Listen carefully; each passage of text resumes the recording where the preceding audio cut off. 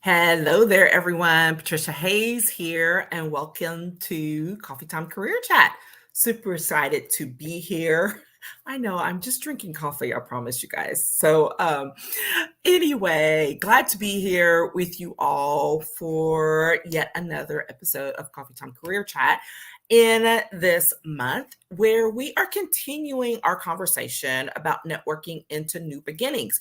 So last week was part one, week is part two, and the distinction has been in part one, we really talked more about philosophical approaches, really on focusing on mindset and how you think about when you are in a new professional situation. So whether it's your first job ever, congratulations, or if you are in transition as a professional or as a business owner.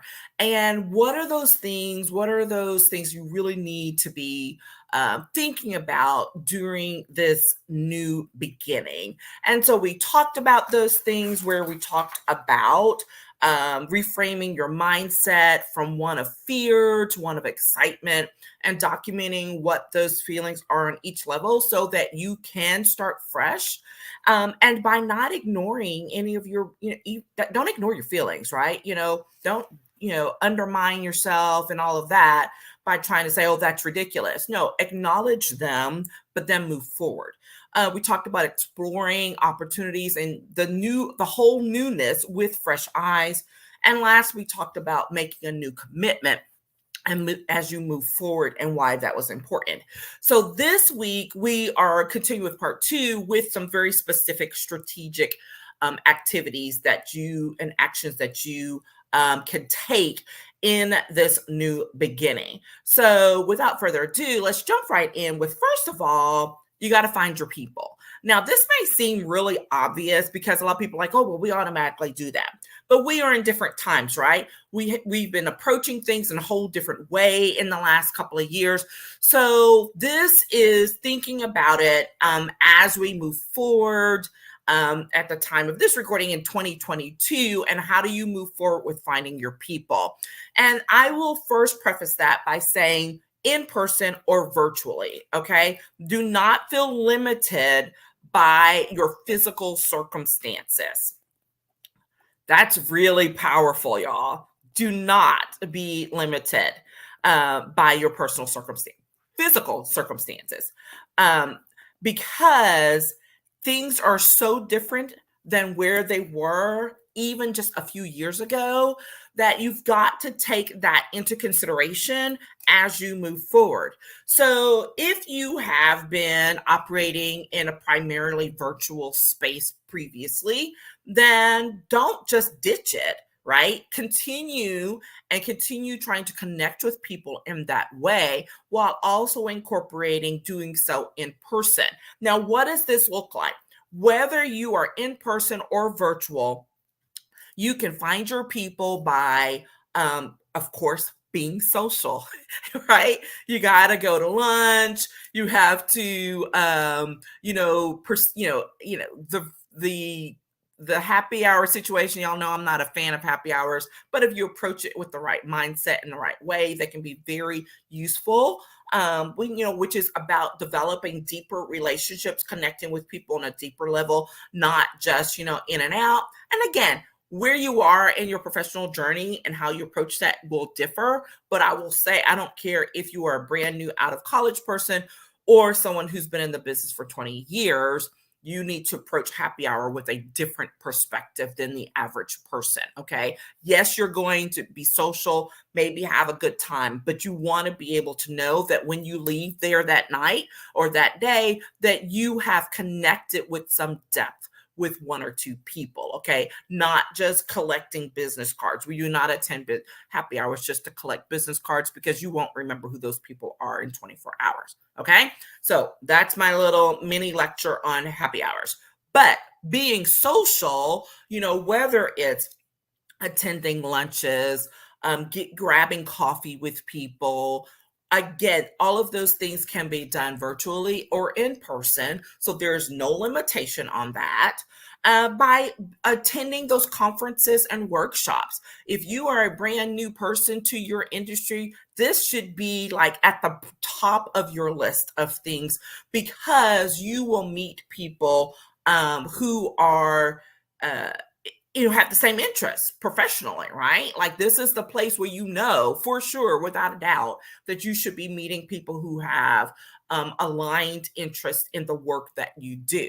So, making an effort, making more than an effort, being deliberate about attending conferences and workshops, not just the ones recommended by or required by your employer, but going over and above and figuring out what other opportunities for learning and growth can you incorporate into your repertoire. And y'all know this is something I feel really strongly about, because if you limit your professional growth only to what your employer will pay for, then that's as far as you will get. You have to be willing to invest in yourself.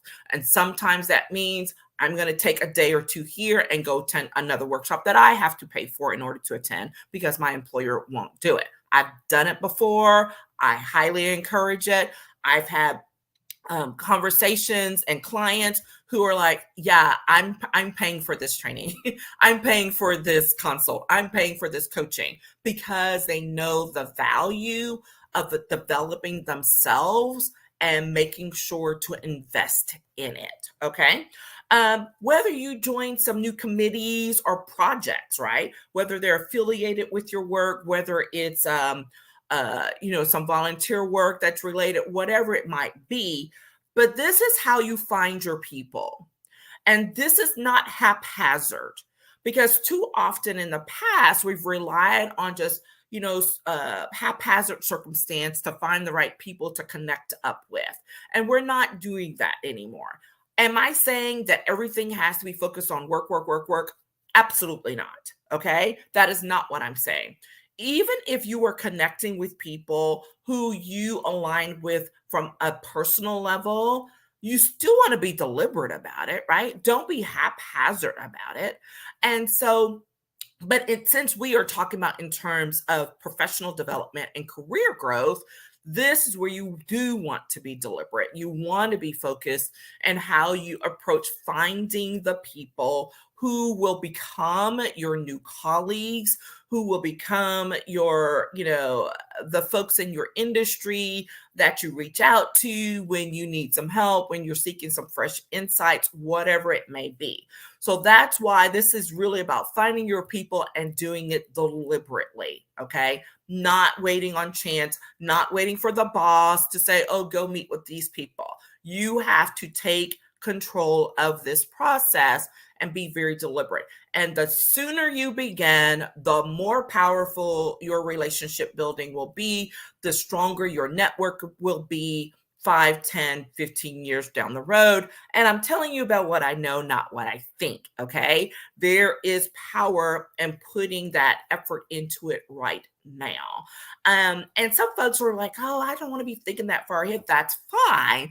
But 5 years down the road, 10 years down the road, and you are ready for the next transition. And we know those career transitions are not even taking that long these days. They have, within a couple of years.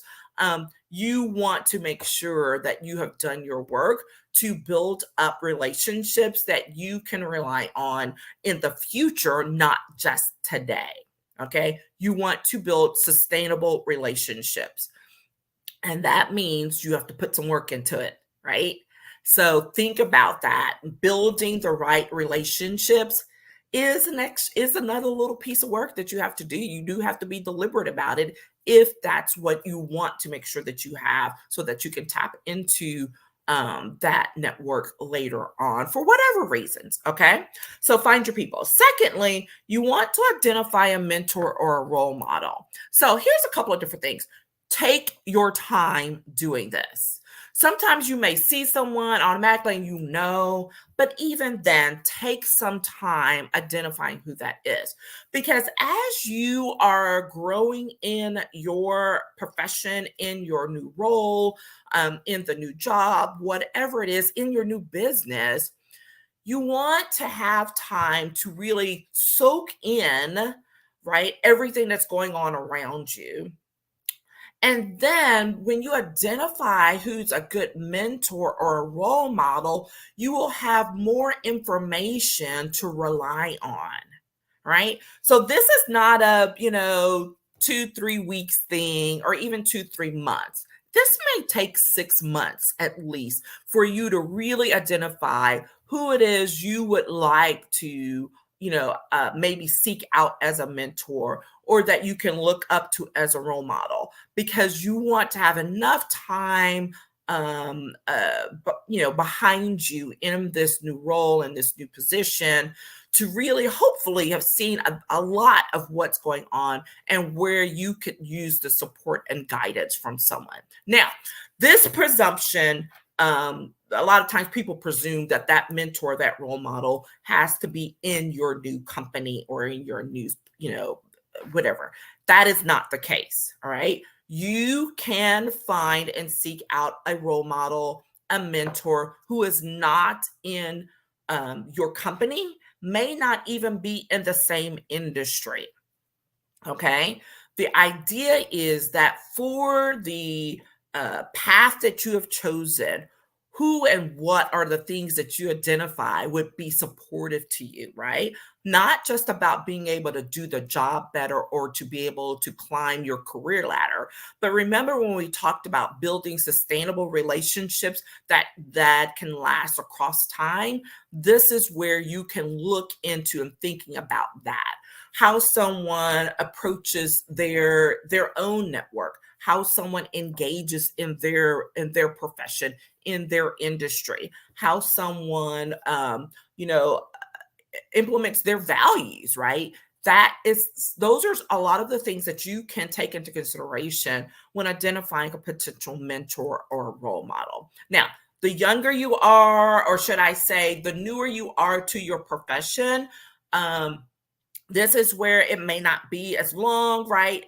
And you may kind of tap into someone real quickly, but let it develop and don't expect this person to be the end all be all to you, right? I will say that for newbies out in the workforce, they have this wrong, or should I say, I won't just say wrong, but incorrect, it's a different word, right? Assumption that when you select a mentor, that's the person who you can go to for every single thing. And most of the time, that is not the case, right? A lot of times you are able to tap into people because of some specific, connection or relationship that we see evolving. But that doesn't mean you only have one mentor. You can have another one. And this is why I like to, when I'm talking with young people, to think about this in this perspective. Don't limit it to just one person. That's a lot of pressure to put on somebody. And it makes you think that, oh, well, gosh, I can't talk to anybody else. That's not true. Okay. You want to be respectful of the relationships. You want to be very mindful, especially if someone does take you under their wing to mentor you, much less sponsor you. That's a whole other thing.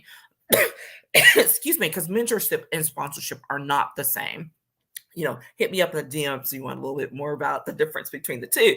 But that said, if you have someone who's taking you under their wing, who's willing to, give you some advice as you go along, value that, take it for what it is, and they may even lead you to other people. Okay, so be open to that. Now, on the further along the spectrum, the more experience you have in your profession and your career does not mean that you no longer need a mentor. I will tell you right now, I always tell my people, even the more experienced folks who may be 20 or 30 years in, you can always gain so much from a mentor. Maybe it becomes an accountability partner for you, right? That relationship shifts.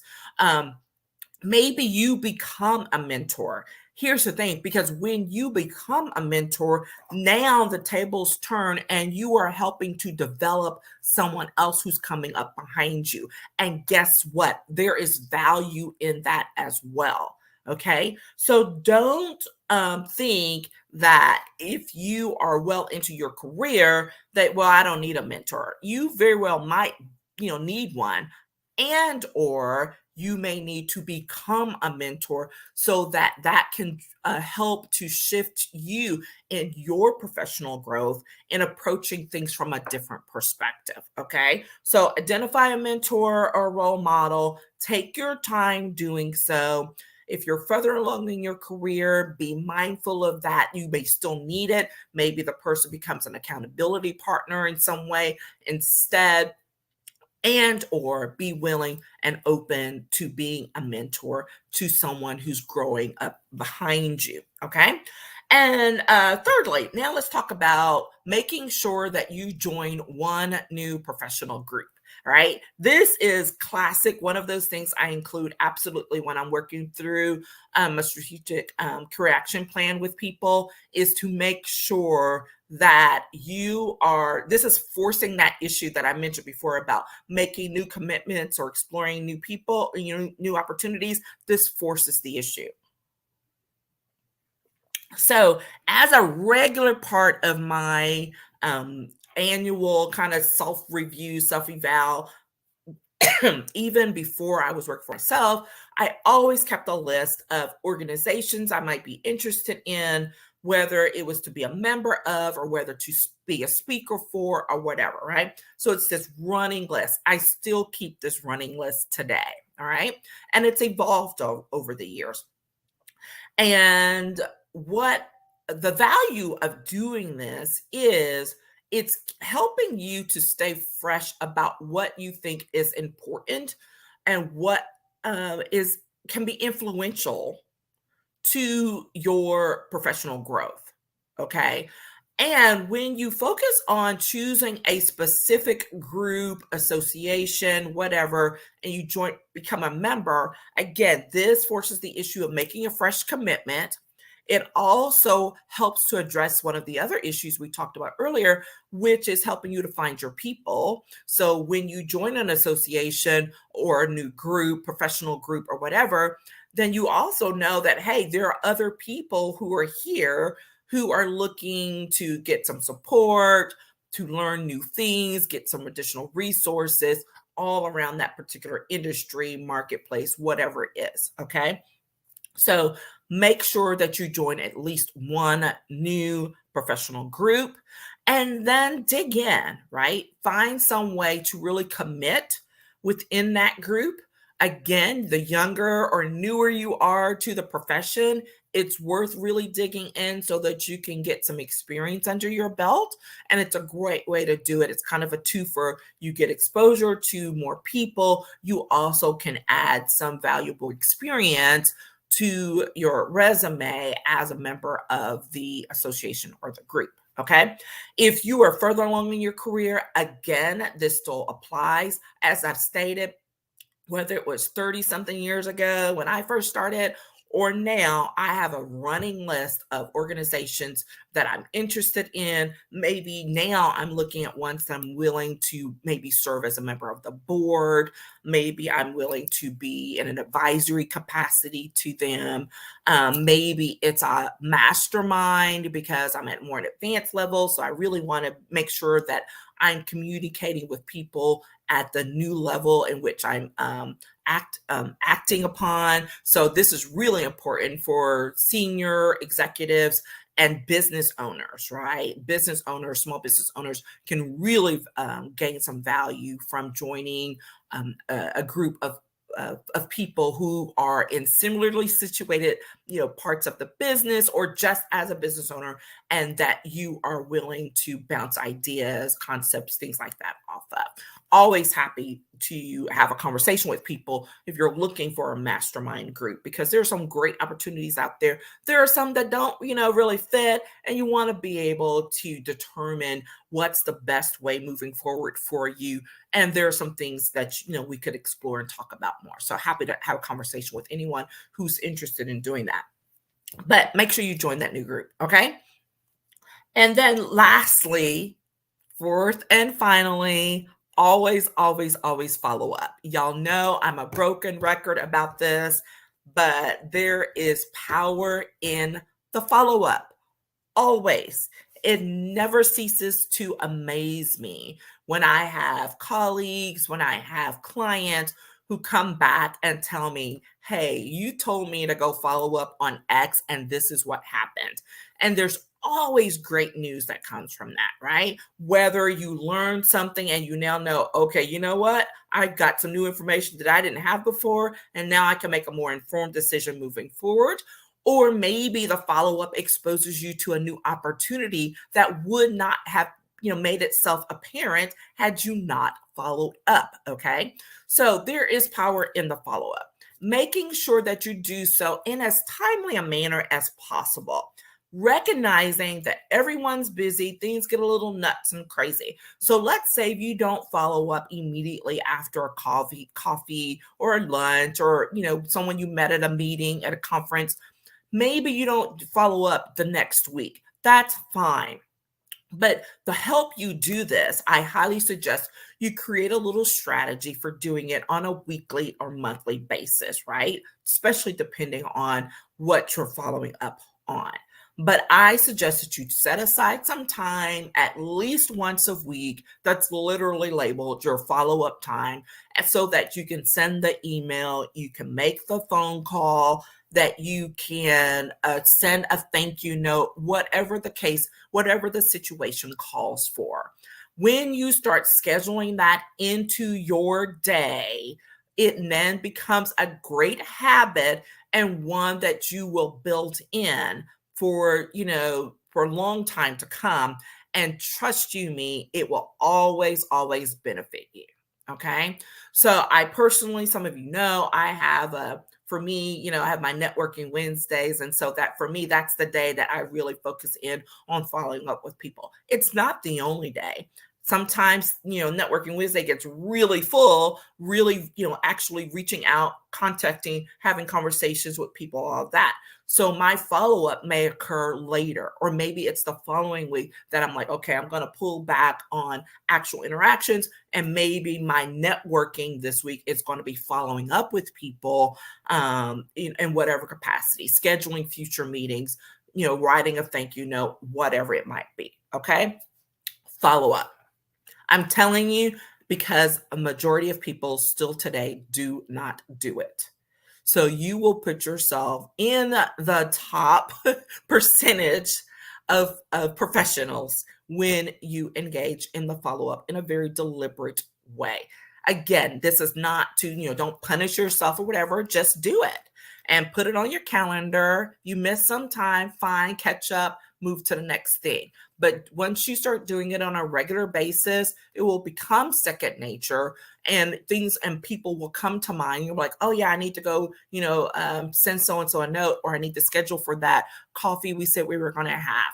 And that's what you want to do, because it puts you on the path for regular engagement and regular connection time with people who are becoming a part of your long-term professional network. Okay. So there you go. Time flies. When you're working on networking into new beginnings, as we've been talking about this, some specific strategies, making sure that you're deliberately finding your people. Don't limit, how you connect with people by your physical presence. Secondly, identify a mentor or a role model. If you're more advanced in your career, you are not too senior to have a mentor. Maybe it's an accountability partner, maybe becomes a mastermind connection, and or maybe it's time for you to take on the role of being a mentor. Thirdly, make sure you join that one new professional group.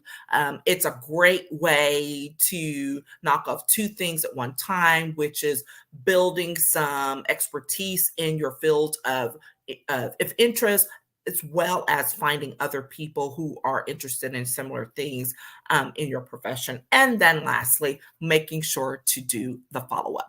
Okay, there we are. So glad to be with you all yet again. Looking forward to following up myself with some of you. So hit me up in the DMs or in the comments if you have any questions, or you're like, you know what, I need to set up a consultation because I need to talk a little bit about some of this a little bit more in detail. Okay, happy to do that. Look forward to following up. Have a fantastic week. Take care. Bye-bye.